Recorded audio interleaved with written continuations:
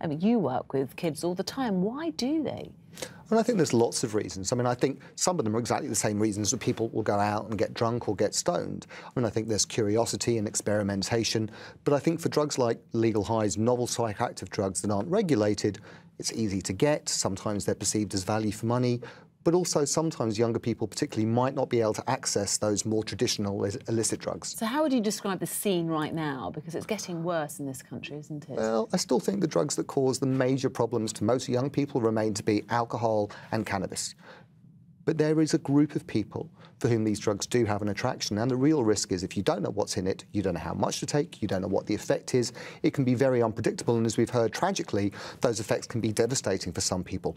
And when something bad happens, hopefully that's an opportunity for people to go, that's not for me, they can move on and hopefully not use other drugs. And Vicki, bringing you into this now, like a lot of things involving parents and children, the parents are just sometimes blissfully unaware of the dangers that are out there. I mean, how much do you know about legal highs as a parenting expert and as a mother? What are your thoughts on it? I mean, I work in providing information to parents all the time. It's my day job, if you like, and I really have a woeful lack of knowledge and understanding about this subject. And I think anything that leaves parents feeling as though they don't understand it means that they're not very likely to be able to talk to their children about it. And have you tried to speak to your family about this, your children? No, and I have to say I have a son who's exactly in this age bracket where these are the conversations I should be having. And actually, I've had conversations with him about almost every other risk I can think of that teenagers will encounter. Because this is something I don't understand. Sorry to interrupt you there, Adam. What are the risks? What can go wrong?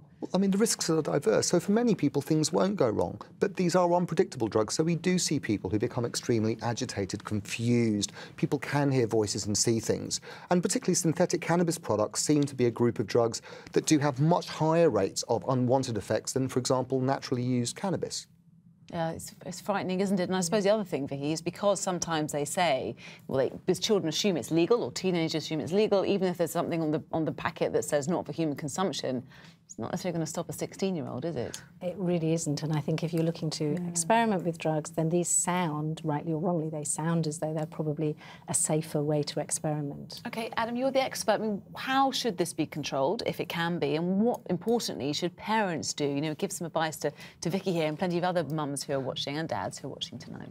And regulation's part of the solution. Honest education, sharing the ignorance that you have, saying we don't know about these things, but let's maybe find out some information together is really useful.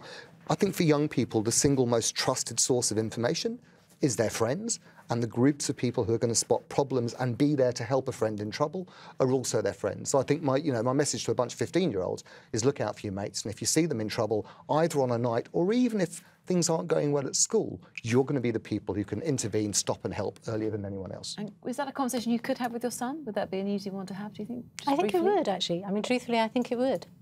And I think I should.